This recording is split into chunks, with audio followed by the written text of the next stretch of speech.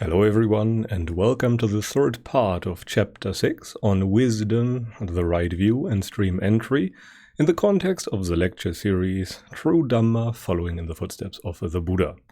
The last time we mainly did two things, namely we discussed what knowledge and insight really are, and then we tried to understand the hardwood of the Dhamma, namely dependent origination, the teachings that the Buddha himself labeled special to the Buddhas, namely insights that you cannot get outside of the Buddha's dispensation.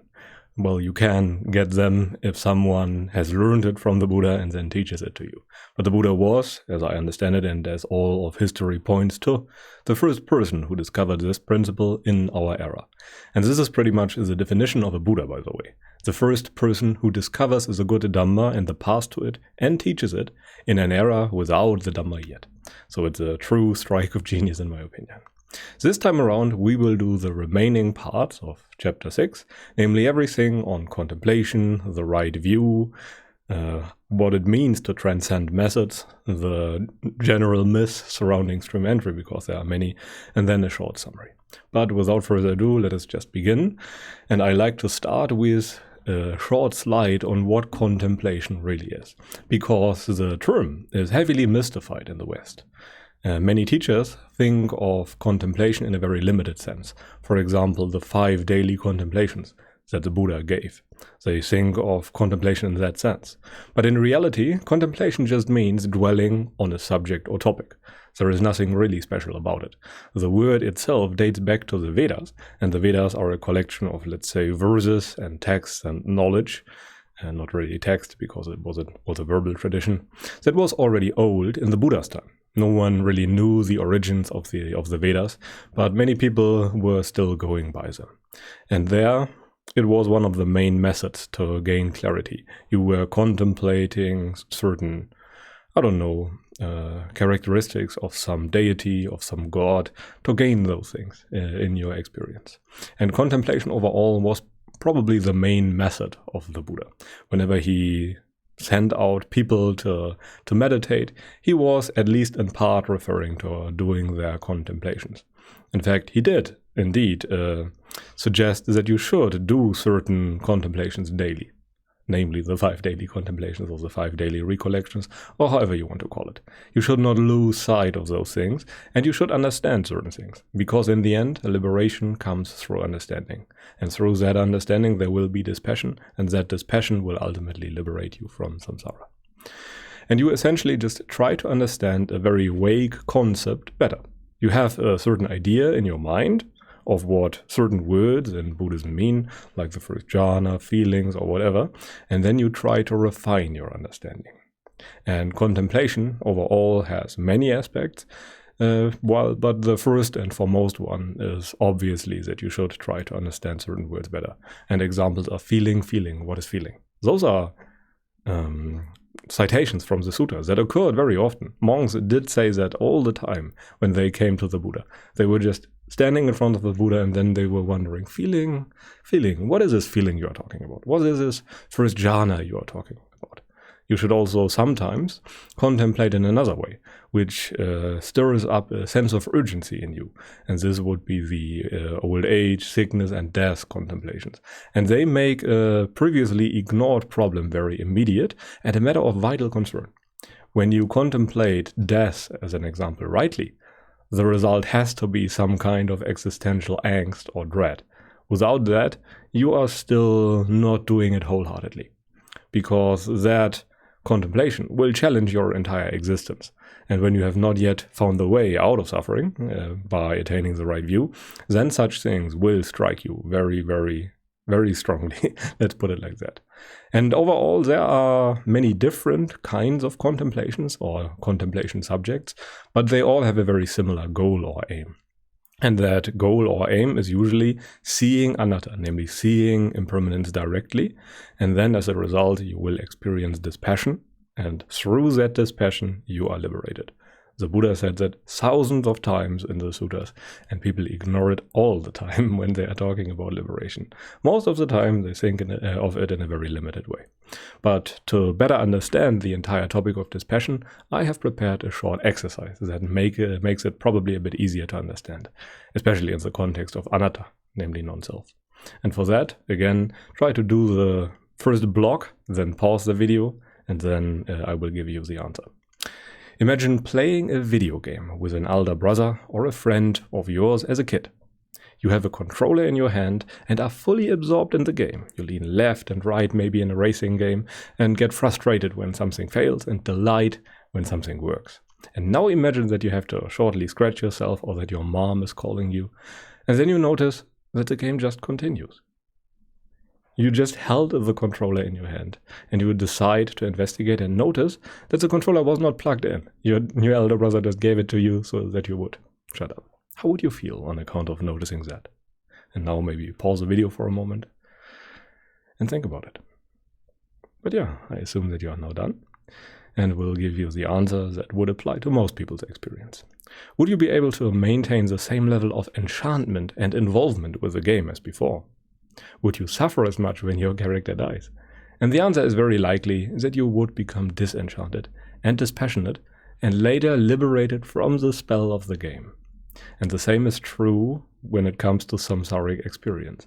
We are liberated through dispassion. By noticing the uncontrollability of things that we previously thought we would control, we experience disenchantment and dispassion. And through that dispassion, we will notice, oh, the things that we were previously worrying about are not so bad after all, because it is not ours. And this is a distinguishing characteristic. When things are not ours, when we have no attachment to them anymore, because we became dispassionate towards them, then we cannot suffer on account of those things. And thus our mind can be liberated, because that is the way to liberation. The Buddha was very clear on that. He even said that a worldly person can experience dispassion to the body, but he can never experience dispassion towards his own mind outside of the dispensation of the Buddha, or without learning it from someone who learned it from the Buddha. And again, pretty much all threads of knowledge date back to the Buddha. The written down Indian history, as an example, pretty much starts with the Buddha. And everything else is just a verbal tradition. So the first thing that was important enough, let's put it like that, to write down is pretty much anything concerning the Buddha. But anyway, let us continue with a few topics that you could contemplate, that you could ponder on, that you could try to understand. And one of those things is disgust contemplations and cemetery contemplations. And one of the key observations is that we only really try to own or solve what we deem agreeable or controllable. And control is always something that we deem agreeable, by the way. And hair and nails, as an example, are only really beautiful when they are on your body or on the body of another person that you deem agreeable.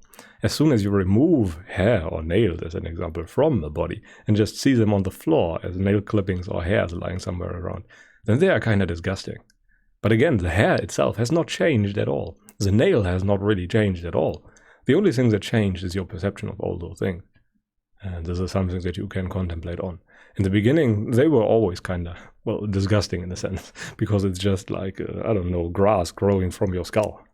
You could compare hair to that, but people never really do that, because they like to focus on the agreeable sides of things, because that's obviously more pleasant, and people are always looking for pleasure. Pleasure, in essence, is the characteristic that an unenlightened person uses to deem and to find out what is right. This is why it is so tricky to escape samsara. Because your only, tool you have to judge if something is good or bad is if it feels good or feels bad. This is why people always leap out to pleasure as a characteristic for progress when it comes to jhana, as an example, or insight. But pleasure is not what you should use to assess progress when it comes to liberation. Absolutely not. Okay, but anyway, let us continue. You could contemplate impurities and thus weaken or uproot the ownership to certain things, because liberation always comes through dispassion. And one of those things that you could use as a general topic or outline for contemplation are the repulsiveness contemplations, the asubha practices, and the stages of decomposition of corpus. They work in a very similar way. And you should try to see the repulsive or ugly within the beautiful, and not instead of those things. Seeing the ugly instead of your object of attachment, as an example, is just another cope. It is just dodging the topic. You want to reprogram your entire perception, pretty much, your entire understanding of certain things, and want to understand that those things that you deem as beautiful are fully dependent on repulsive characteristics. They are fully encapsulated by it. They are fully determined by it. But it's also important that you do not overdo it. Sometimes such contemplations can be a bit too harsh on people that are not well prepared. And as a result, at least in the suttas, many monks were experiencing dispassion for their bodies and as a result committed suicide. It was called taking up the knife or using the knife in the suttas. So whenever you encounter such a phrasing, then you know that that person tried or did commit suicide. And that often happened as a result of either severe sickness or as a result of such contemplations that they were not ready for.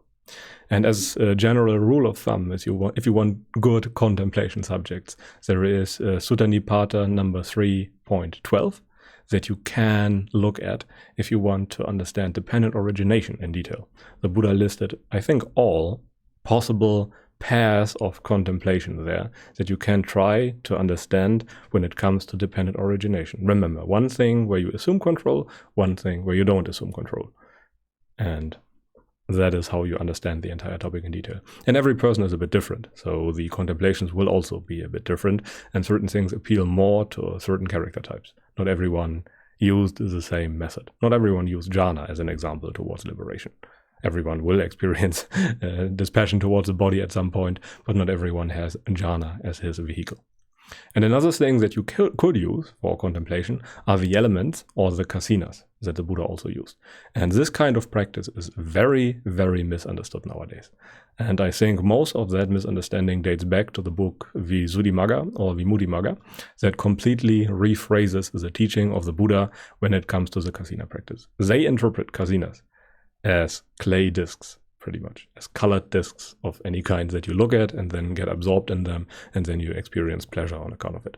When the Buddha explained it, he always explained it in a sense of wisdom.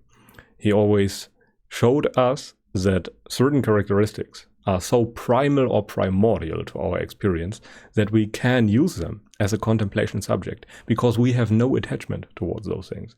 And then we notice that our entire experience where we have attachment is completely determined by those other things that are so deeply impersonal that we cannot possibly own them. And examples are the characteristics of nama, of matter, of form. And one of those characteristics is earth, which represents all the qualities of solidity and attracting forces, water, which describes relative motion or liquidity, fire, which represents the quality of heat or warmth, and wind, which describes expanding or repulsive forces and movements. And all those characteristics are deeply impersonal. And once you notice that your entire physical experience is made of those four things that you cannot control, that are completely outside of the realm where you could even conceive control, then you notice, oh, everything that comes after or results from it or is determined by it cannot be owned either. So they are the context of our experience. They are more significant than what we call self, than where we assume control. And thus, they are suitable subjects for contemplation. And the same is, by the way, true for space and consciousness itself. So Buddha often named those two elements in the same blink of an eye when he explained the four elements, the four-element practices. And it's very sad that those practices are so misunderstood nowadays, because people cannot gain any wisdom out of such practices. They use them as a tool to gain pleasure. And again, pleasure is not what constitutes wisdom. Pleasure of a certain kind is absolutely the result of insight, but it's not the primary goal. It's a side effect. A very welcome side effect, no question about it. But it is not the measure of your progress. And this is a very hard pill to swallow for many people, because all they know and all they do is chase pleasures all their lives. This is the life of a practitioner, of an unenlightened person. Pleasure is the only thing that they are seeking, because it's the only answer they know to their suffering. They do not have the right view, which can be used to uproot suffering. Thus, they must cope by various means. And those means also include things that seem very meditative from the outside. But in essence, you are still giving in to your craving. And thereby you are strengthening your craving. And when your craving is just shifted towards other practices, then nothing has essentially changed. And now to the 10 Kasinas, which just list additional elements that are also very primordial to our experience, like the experience of color or light, which is pretty much always part of our visual experience, because what the eye essentially sees is color, nothing else. Everything else comes at later steps, let's put it like that.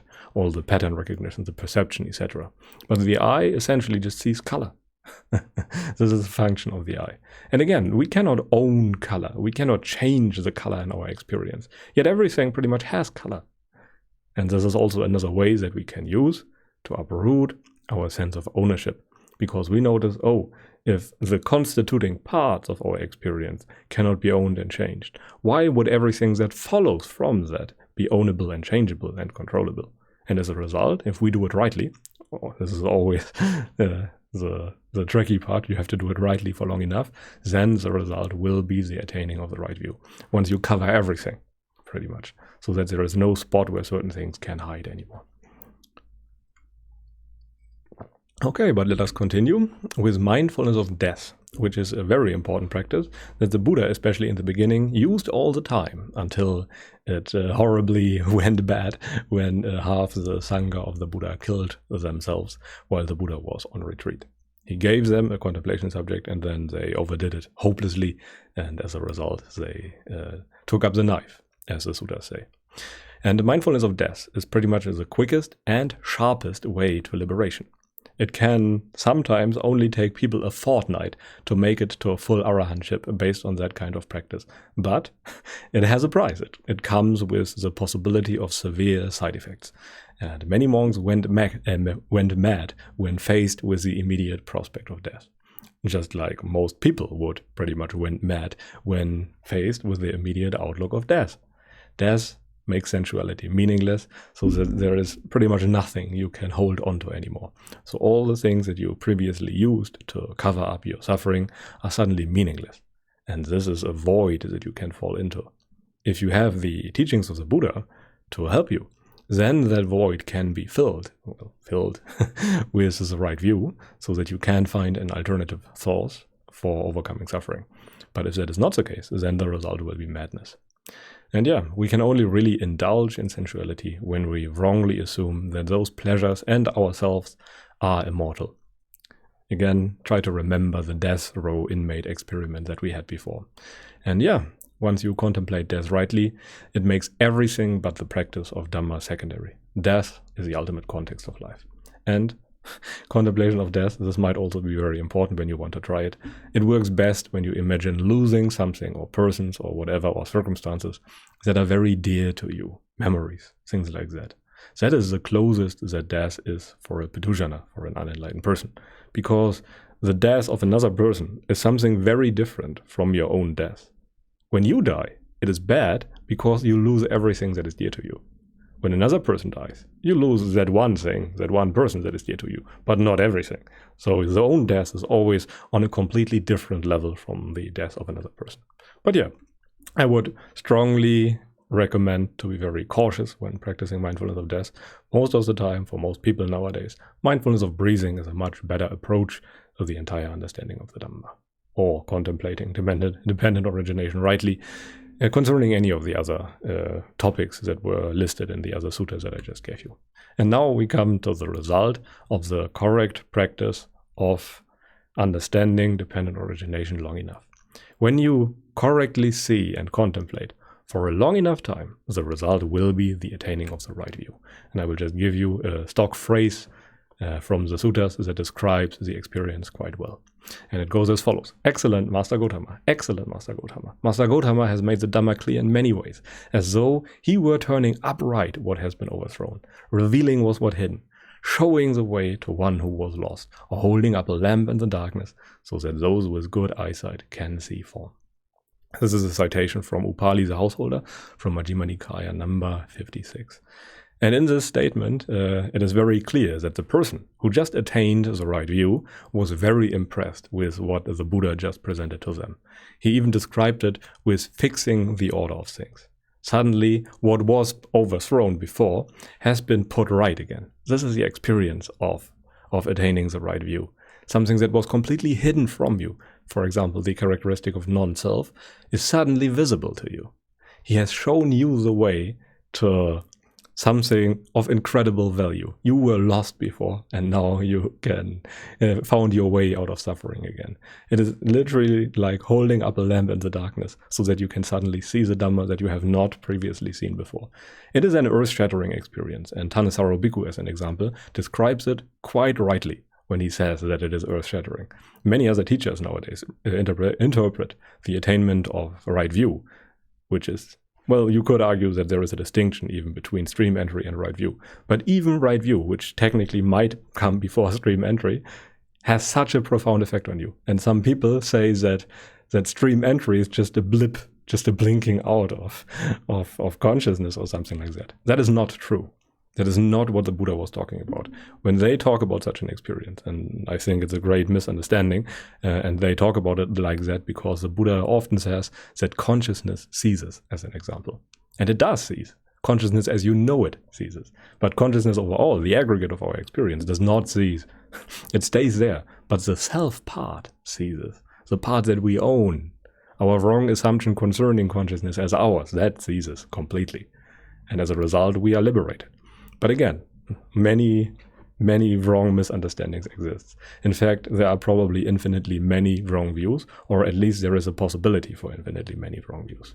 And then we have another citation of Ajahn Chah for when he attained his right view. And I just want to read it to give you some more information on the entire process so that you can get an idea and intuition on the look and feel of liberation. Because attainment of the right view is a very liberating experience where suddenly most of your suffering will cease forever.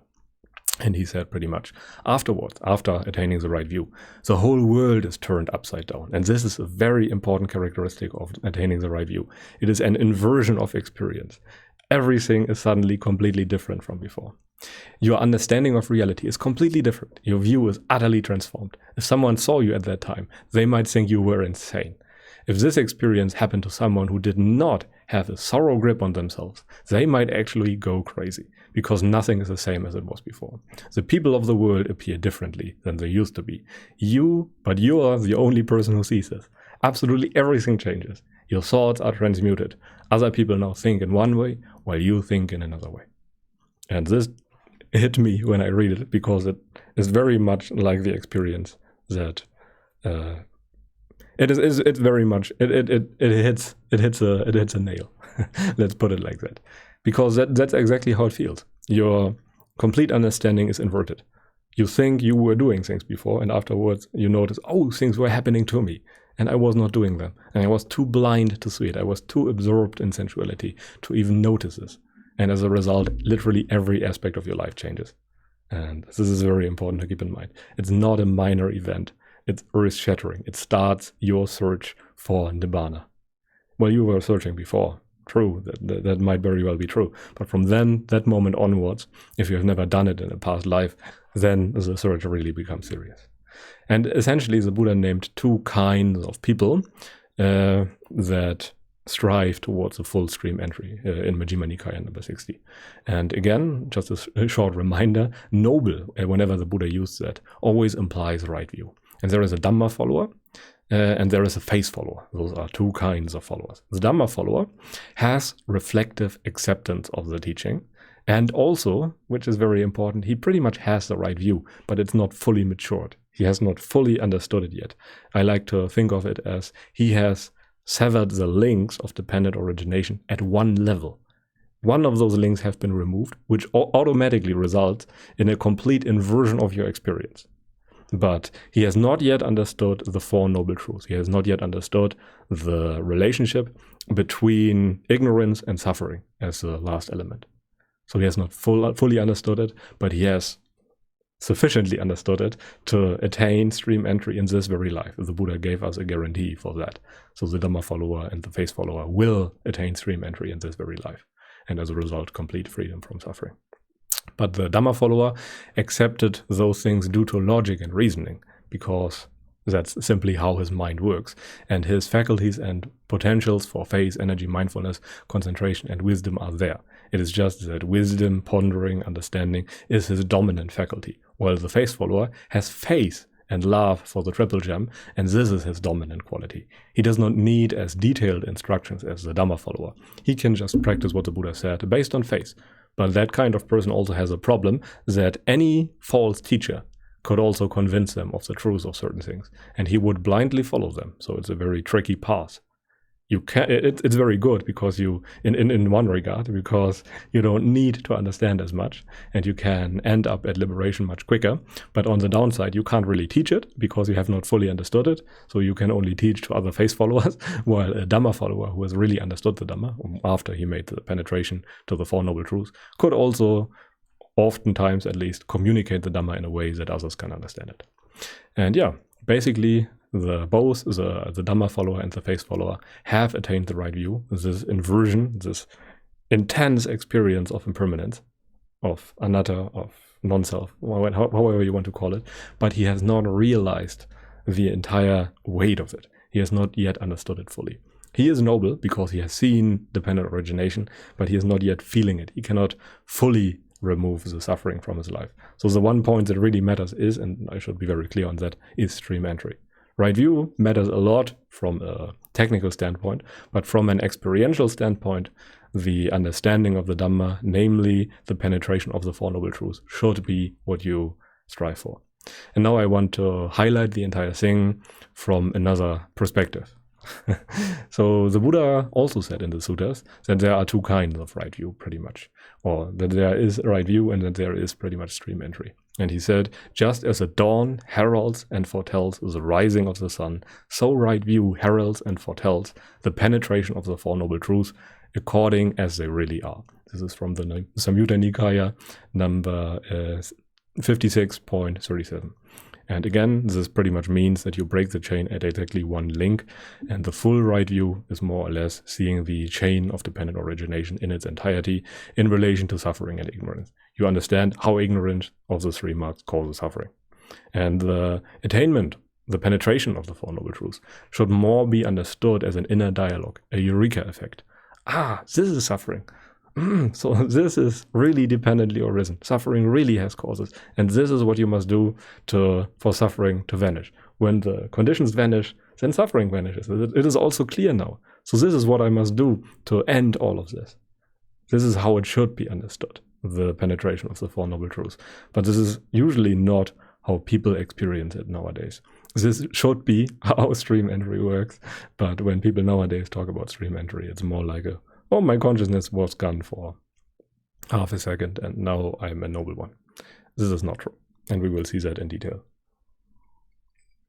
in a later section. But anyway, let us continue. And here is another citation, which is not on the attainment of right view, but on the attainment of stream entry. Again, this distinction is not too clear from the suttas, but I like to go by it, so you might have to take it with a grain of salt and look it up, for example, in Majjhima Nikaya 56, where I have taken this citation from. And the Buddha, after the householder Upali attained the right view, gave him the following instructions, or the following snippet is after that. Then the Buddha, or the Blessed One, gave the householder Upali progressive instructions. It's a gradual training, by the way. That is, talk on giving, talk on virtue, the blessing of renunciation, always in order. Those statements should be understood in order. When he knew that the householder Upali's mind was ready, he expounded to him the teachings special to the Buddha, suffering, its origin, its cessation, and the path. And just as a clear cloth with all marks removed would take dye evenly, the spotless, immaculate vision of the Dhamma arose in him. All that is subject to arising is subject to cessation. Then the householder Upali saw the Dhamma, he crossed beyond doubt, did away with perplexity, and gained intrepidity and became independent of others in the Buddha's dispensation. So from that moment onwards, he could see the Dhamma clearly. He could see non-self clearly in all things. And as a result, he went beyond doubt. Doubt could no longer touch him. So, and because he understood the teaching in such depths, he knew what he must do to get the job done. Thus, he is independent of a teacher. But yeah. Anyway, I really like such statements because they they have a certain feel to them that really convey the point that the Buddha's teachings are all about. This is what stream entry is. It is all that is subject to arising, is subject to cessation. Literally everything. You understood that the self that you have taken up before is in fact non-self. And as a result, pretty much all your suffering is gone. Not all, because there is still some work to do, as the Buddha put it, but the majority of it. But yeah, you can also tackle stream entry in regards to the 10 fetters model that is very popular in the suttas. And the 10 fetters are as follows. The first one is, people often translate it as a clinging to rites and rituals. I like to translate it in a bit different way, which dates back to Nanaviratera and Nyanamuli Thero. The meditator understands that any type of formal meditation or mechanical method is just that, a method, and will never give you any insight. He understands the difference between weakening of craving and uprooting craving. He transcends virtue and duty, pretty much.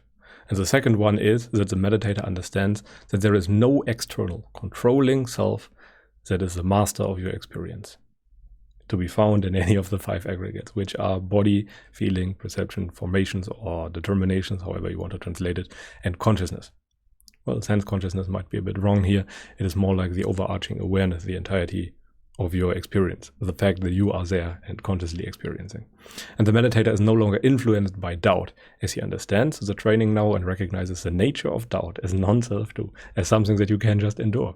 And as a result, it cannot touch you anymore, because it is not your doubt anymore. It is very well possible that doubt as a whole can still arise in your experience, but it can never be the fundamental doubt that you have experienced before that was hindering you from sleeping or torturing you at night or something like that. That can never happen again. In that way, you transcended doubt. It can still be there and arise in your experience, but you transcended it so that you cannot be touched by it anymore. And this is what truly matters. This is why liberation is even possible. This is why the circumstances do not matter. This is why you are independent of everything, because no matter what happens, you are free, and the way out of suffering is always the same. And depending on the weakness of tanha or of craving, any of the 4 stages of awakening can be the result of the attaining of the right view. So the 4 stages should not be understood in such a rigid way, because the one very distinct cutoff point is the attainment of the right view, and the rest is pretty much the removal of craving from your experience, if you have had a look at the 10 fetters model. But yeah, let us continue with another slide on the very many different names of stream entry or right view. And it has many names. And it's important to know all those synonyms and to know what they mean to understand the suttas properly. Understanding of the Dhamma, for example, is one way of explaining the right view, which is another. Stream entry, sotapanna, sotapatti are all other words for having understood right view completely, having understood dependent origination completely. Independence of a teacher is another one. Understanding of dependent origination. All those things imply that shift in your experience. The knowledge of the noble ones. Knowledge of arising and cessation, as explained in the citation of householder Upali, where he understood that everything, literally everything that is subject to arising is also subject to cessation. And you also understood that everything in your experience has those qualities. The opening of the Dhamma eye. You can now see the Dhamma, Arya or noble one. Those are people who have the right view. Knowledge of the 3 poisons, and many, many more synonyms exist. So a lot of the suttas are just repetitions that are designed to adhere or to many people of different character find different things relatable. This is why the Buddha phrased the Dhamma in many different ways. But at the core, basically all suttas are the same, and this is important to keep in mind. And now to another simile that I really like from the suttas, the simile of the balls of clay, which explains what is left for a stream enterer when it comes to suffering. And the Buddha pretty much said, monks, suppose that a man would place 7 tiny balls of clay, the size of jujube kernels, on the great earth. What do you think, monks? Which is more? So 7 balls of clay of the size of jujube kernels that you have placed there on the great earth, or the great earth? Venerable Sir, the great earth is more. The 7 little balls of clay the size of jujube kernels are trifling. They do not amount to 100 or 1,000 or 100,000th part of the great earth. And the Buddha said, so too, monks, for a noble disciple, it is the same with the amount of suffering left. It is of such great benefit to obtain the vision of the Dhamma, to understand the Four Noble Truths, to attain the right view, which is from the Samyutta Nikaya number 13.5. So once you attain the right view, all that suffering, pretty much the size of the earth, is gone, and all that remains are 7 tiny balls of clay that could represent your possible future birth. But even if you are not reborn anymore, if you make it till the end and become an arahant before dying, then you still have to overcome those 7 tiny balls of clay pretty much. It's not the worth of a life of clay, it's even less. The Sotapanna, the person of right view, the person who understood, who attained stream entry, is from a conventional point of view basically free from suffering. And this is also something that most people nowadays have a very hard time accepting. But anyway, the practical effects of stream entry, or the attaining of the right view, are as follows. A normal person can only cope to cover up suffering. He has to create a pleasant feeling to mask a bad feeling or a neutral feeling. So he has to change his circumstances to feel good or to not feel bad. A Puthujjana, an unenlightened person, eats chocolate, drinks, gambles, meets with friends, works, or distracts himself in many different other ways, or indulges in sensuality, all for the same purpose, to hide their suffering. There is not a single intention of an unenlightened person that is not encapsulated in the intention to escape suffering. A noble one, on the other hand, one who has understood the right view, can also uproot suffering, and the mind intuitively does that most of the time. Depending on the strength of your craving, which is left, you have access to more or less things that you can uproot pretty much. Your mindfulness is not strong enough to see all things that you have to see, and as a result, a subset of your suffering has vanished. But nonetheless, the difference from before and after is so striking that basically nothing remains when it comes to suffering. And a noble one can thus guard the entrance to the mind and not experience suffering as before. When you just uproot the ownership, as an example, of your feeling, then everything that depends on your feelings cannot cause you suffering anymore, because the self in all parts of your experience relies on the self in feeling pretty much. And when the self in feeling vanishes, then the self in all the other things will vanish too. And yeah, when a noble one experiences suffering, he intuitively uproots it. He guards the mind from the 3 poisons of greed, hate, and delusion, which is what craving is pretty much, and he practices non-interaction with all arisen phenomena. He treats them with indifference. He is beyond them. He experiences them detached. This is the very important part that many people do not get. And many people do not even realize the importance of such things because they have not made the experience yet.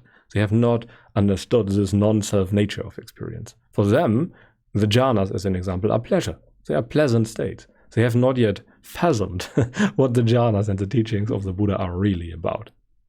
And yeah, right view allows you to tell if something is leading you to liberation or away from liberation, which is yet another way of phrasing what stream entry or the right view really is. Knowing kusala and akusala, knowing skillful as skillful and unskillful as unskillful. And also one very important note that I teased before, just because someone understood right view does not mean that he can teach it. Because it could be one of those face persons that could just practice what the Buddha said without understanding it. Again, which is perfectly fine from an individual subjective standpoint of that person.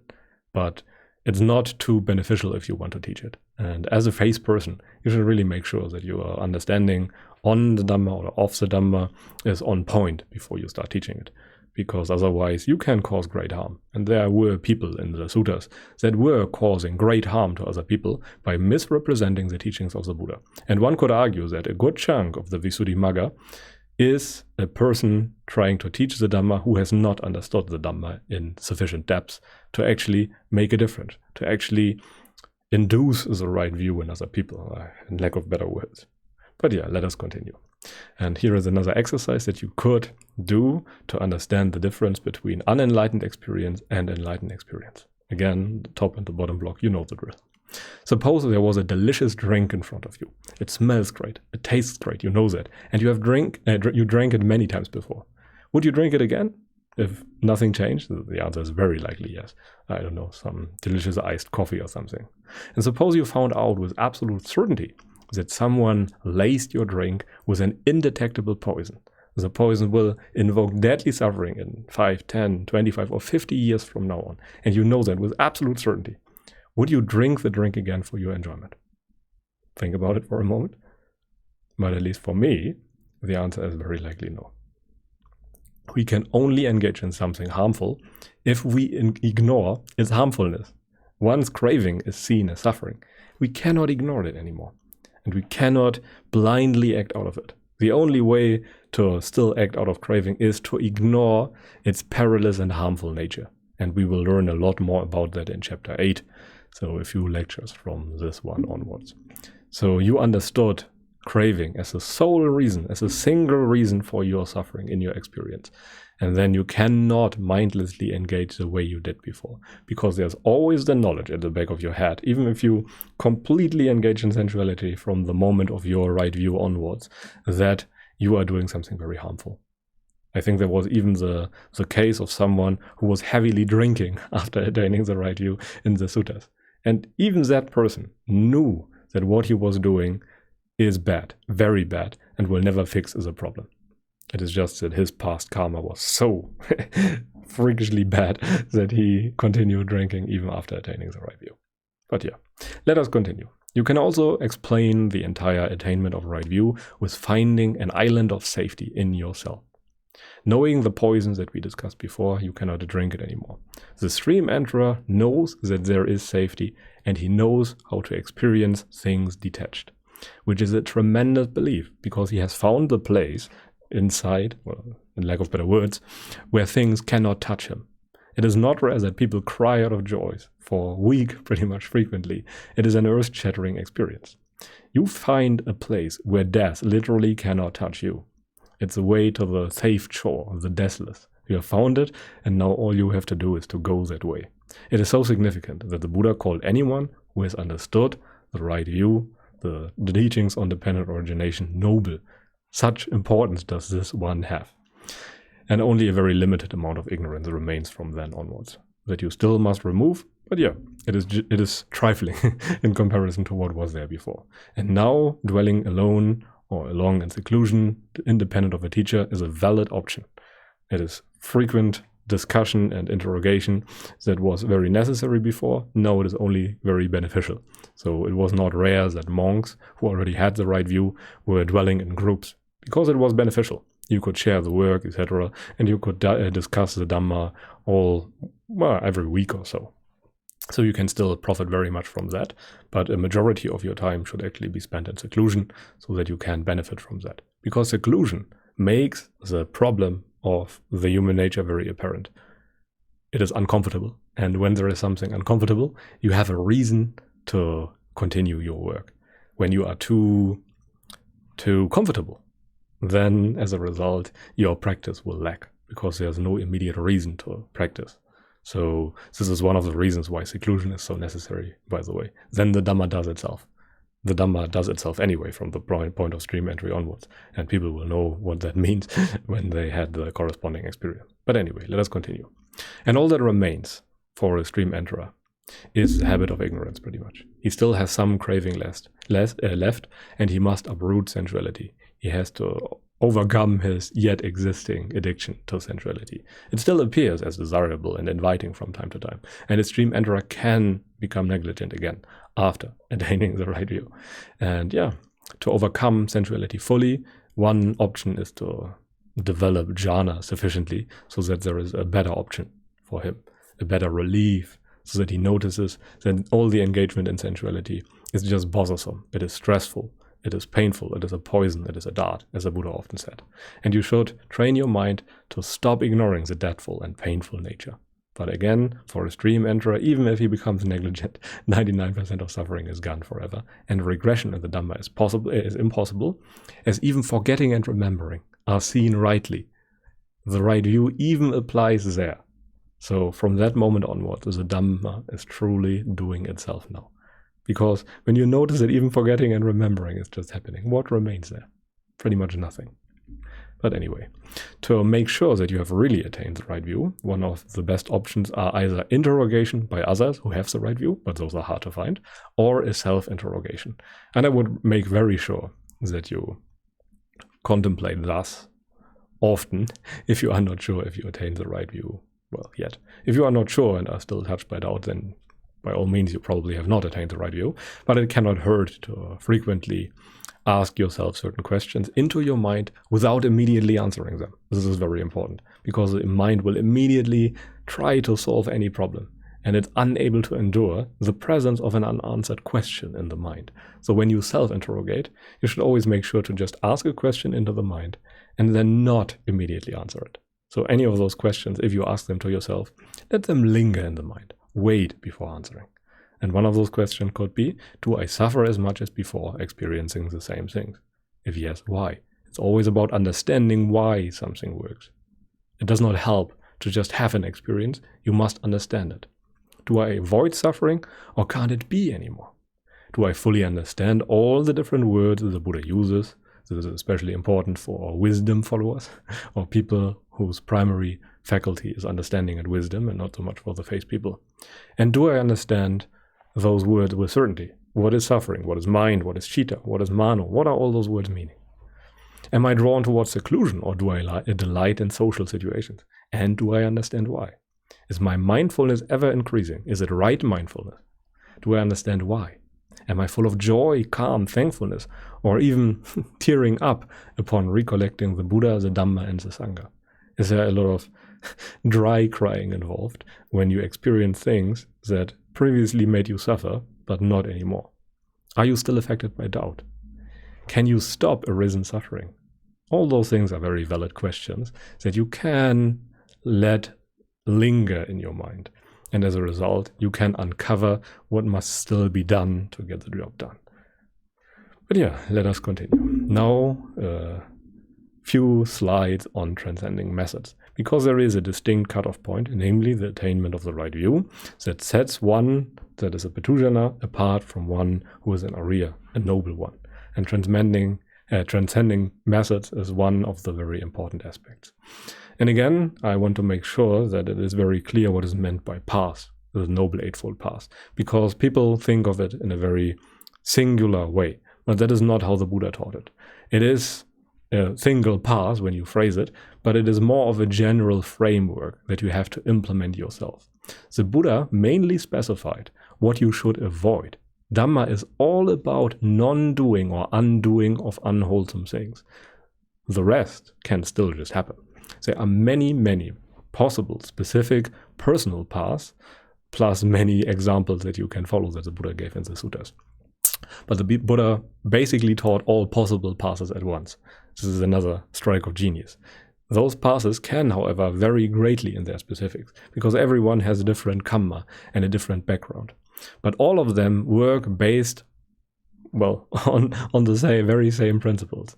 All working practices that can lead you to liberation can be sorted into the framework that the Buddha laid out. And there is a lot of difference between getting awakened despite of versus because of. Because many people did certain things and they practice rightly, but as they are more of a faith person, they have not yet fully understood them. And as a result, they falsely attribute parts of their practice to their awakening.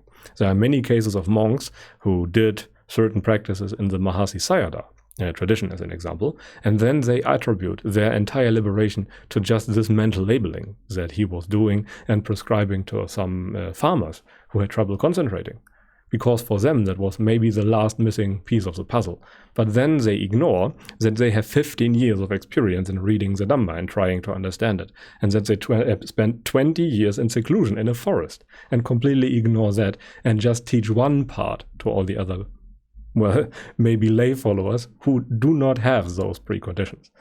And thus there is a lot of frustration in modern practitioners who just try that one missing piece of the puzzle that many people identify and never really get anything out of it. And the Buddha also said that his path is pretty much so general and the only one that exists, that he said the following: whatever grosser beings are to enter or leave this city, they will all have to go through this gate. In the same way, Lord, I have come to know the Dhamma. From Digha Nikaya number 16. And I want to make this a bit more clear with this kind of image.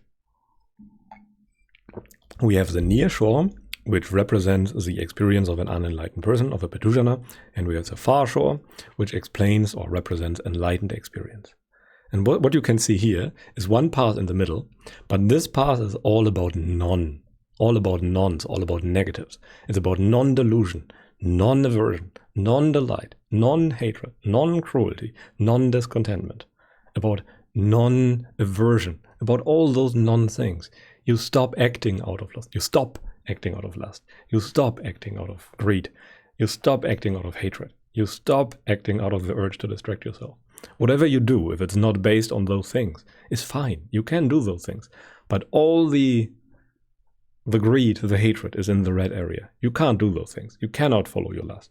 You cannot give in to your discontentment and all those things. You must practice those non-things. You must refrain from doing what is bringing you away from liberation.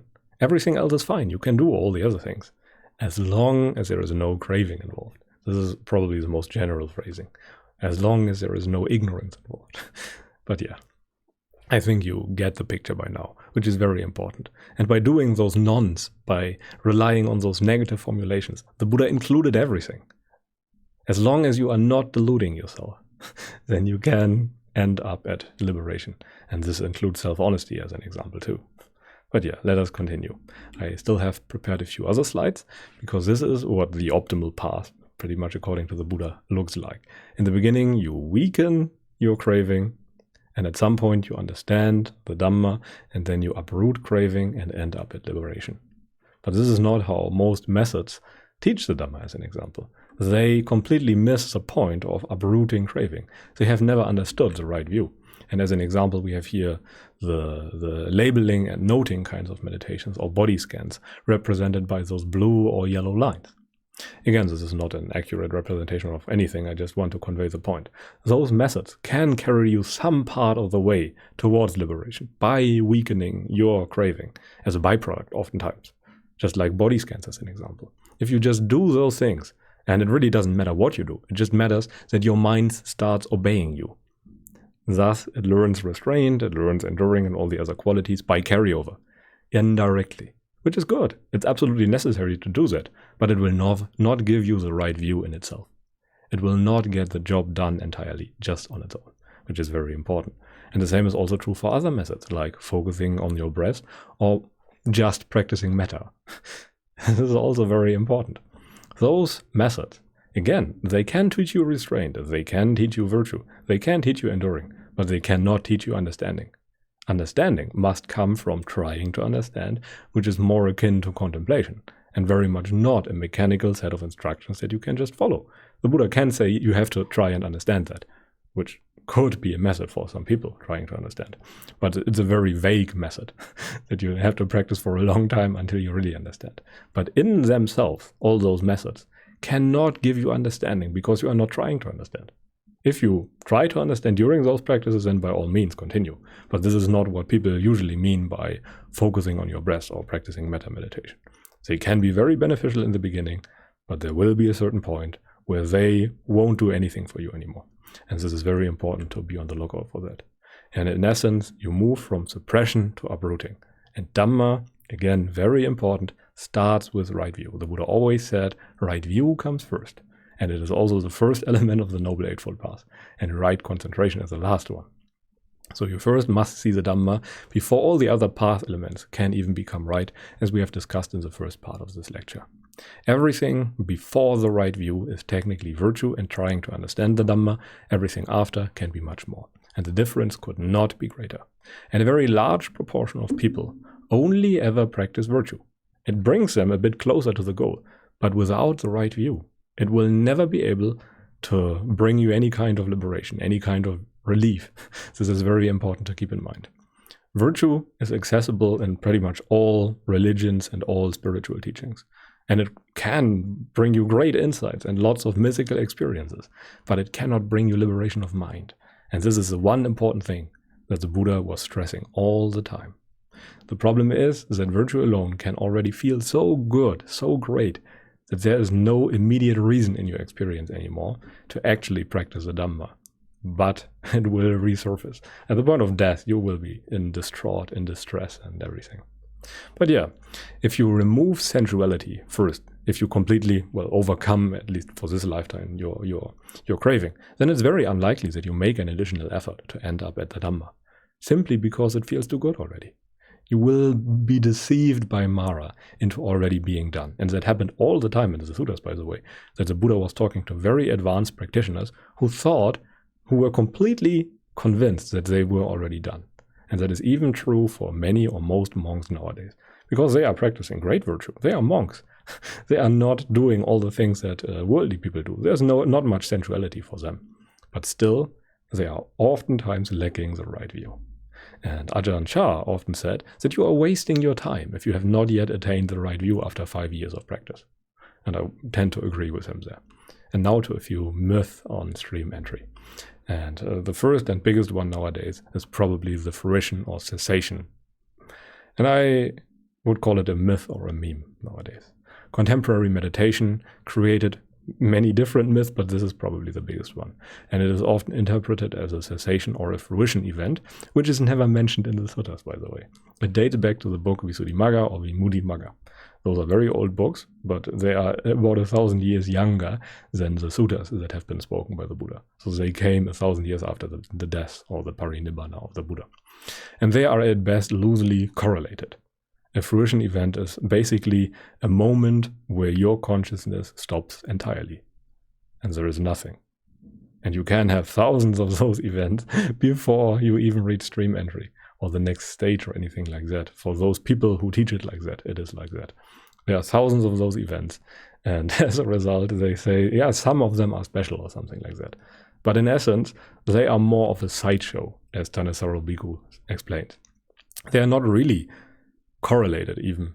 Well, they are correlated with the path, but they are not causated with the path, let's put it like that. Something else changed, and as a result, your fruitions or whatever also change.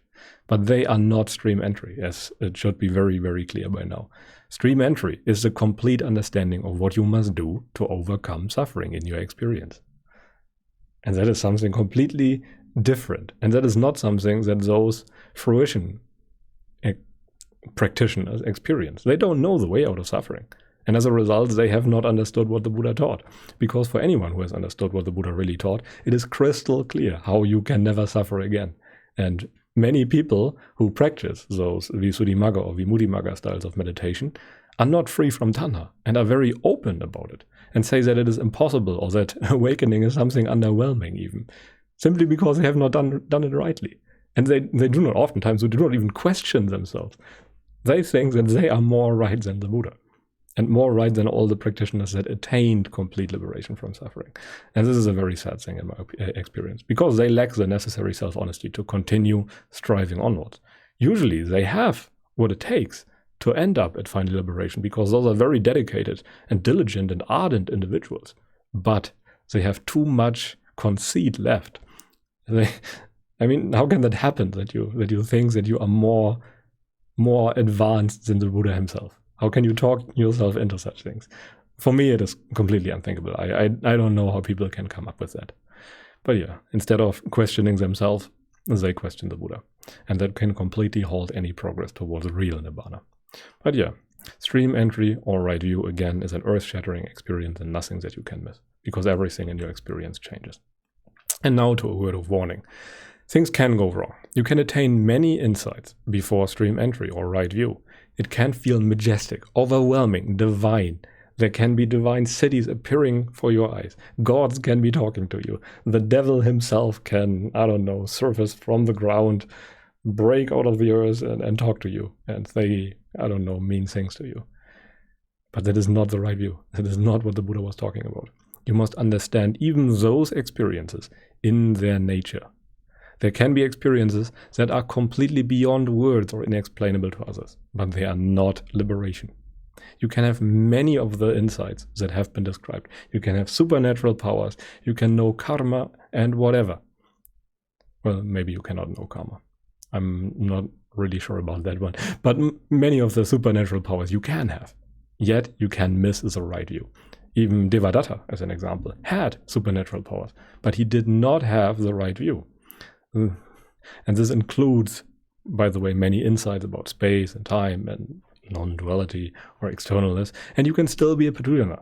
Only understanding the fundamental principle of dependent origination will give you the tool to completely free yourself from suffering. Nothing short of the right view is acceptable if your goal is freedom from suffering. If you just want to feel nice, that is perfectly fine. But it's not fine and perfectly right if you teach people liberation according to the Buddha, while not actually teaching liberation according to the Buddha. And again, it's not about attaining states or having experience.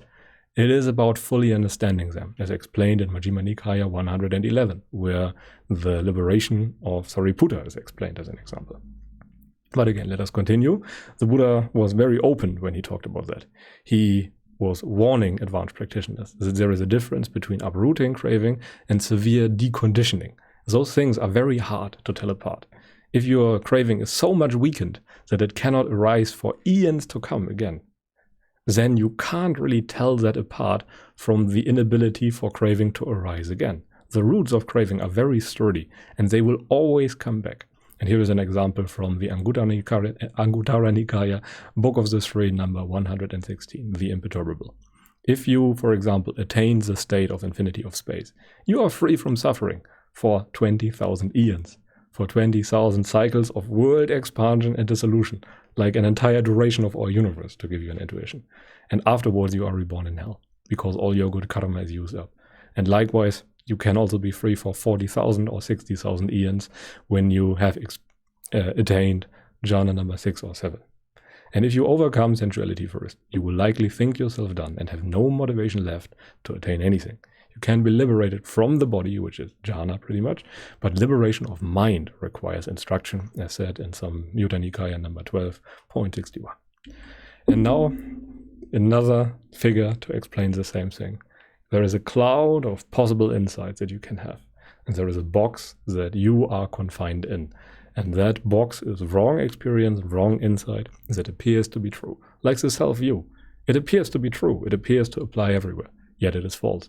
And the reason for that is because you have wrong axioms, wrong opinions, wrong views, wrong assumptions about your experience as a whole. And the mind works like that. It works based on assumption. And it can only accept certain views if the assumptions fit. And if you have not yet the right view, which belongs in the box to the right to you, then you will forever be trapped inside of this box and cannot escape it. Because you can only escape it basically with the help of the Buddha or the Dhamma, or with the help of someone who has learned it from the Buddha. So this is a very important point. You confine yourself by your wrong assumptions to such a prison of mind that will not allow you to escape. But this prison is created by yourself, and you can undo it by yourself. All the other insights can pretty much be had inside of this box. Mystical experiences, divine experiences, all those experiences can be inside the box. But the one experience, namely the experience of cessation of self, the right view, this is not inside this box. For having to have that, you must fix your wrong assumptions and escape this prison of mind that you have created for yourself. But yeah, let us now come to the most important point of chapter 6. Insights are an understanding and not mythical experiences. I want to be very clear on that, and the Buddha was often clear on that too. And he was even at one time criticized for only teaching wisdom. And he called that criticizing person a fool which indirectly praised him unknowingly. So stupid and deluded was he. And yeah, the 3 marks are probably the centerpiece of the Buddha's teaching. And they precede logic. They are very, very high in the hierarchy of significance. You can think of our entire experience of an onion with many, many layers. And the 3 marks are pretty much at the outmost layer. And when you have understood the 3 marks, you have attained right view. Right view is the start of the path, and it transcends mere virtue. You cannot understand the Dhamma without virtue, but virtue alone is not Dhamma. And a stream enterer has sufficient virtue and understands dependent origination experientially. It is binary. You either understand it or you don't. And the stream enterer has seen everything as a sankhara, everything as something that determines other things. He has understood everything as being determined by other things. And when he sees that, then all possible dhammas are covered. All possible phenomena are covered as non-self. Then you see, oh, it really applies everywhere. Which is, again, why the Buddha phrased it like that. He said, sabbe sankhara anicca, sabbe sankhara dukkha, but sabbe dhamma anatta. And the gist of this is that you try to see the non-self nature of your sense of self indirectly, because your self has too much attachment to it to see it clearly. But when you see it indirectly, when you see the conditions for the self to arise as impermanent, as unownable, as uncontrollable, and then when you have covered all possible things, all possible conditions, then as a result, all possible results, namely all dhammas, will cease to appear as yours. And right view has to be the most important thing for you if you want to overcome suffering for good. Okay, and this is pretty much it for today. Today we have another meditation of the day. It's a doorway of the mind contemplation, which you can do and by scanning this QR code. It's a guided meditation, but it is more of an interrogation or a guided contemplation. You could do that and try to refine your understanding. And now is the questions and answers slide. If there is anything unclear, and by all means, concerning this topic, there can be many unclear things, because it is the hard word of the Dhamma, and the Buddha often explained it as perplexing, as complex, as hard to see, hard to understand. And by all means, if you have no questions and are not of right view, then it is very likely that there is some delusion left in you. You ignore certain things. It should be far more often the case that there are remaining questions here. It's fine not to ask them if you don't want to ask them to me, but still, you should always make sure, am I free from suffering? If the answer is no, then something is not sufficiently understood. So this is very important. So if you want to ask questions, please do so in the comment section below. I will gather them and discuss them in another video at the end. I will answer them before them, but yeah, try also to make a new comment for every question that you ask, so YouTube will inform me. Otherwise, I have to click through all the comment sections to find new questions. Which is a bit sad, because I tend to miss something, because I'm not always on YouTube looking for comments. But yeah, now to the final slide for today. Here are some important links that you can scan if you want to support me on Patreon. Feel free to scan the top code. If you want to join the Dhamma Hub Discord, feel free to scan the middle code. Or if you want to look at books that I have written, feel free to scan the lowest code. But yeah, if you enjoy what I do in this lecture, and if it was of benefit to you, and you suspect a benefit for other people, then feel free to share this lecture with other people. I guess it is of help for them and of help for me, because it's not easy to get people to the good Dhamma. But yeah, I think this is pretty much it for today. Thank you very much for watching, and maybe until next week. Have a nice day and goodbye.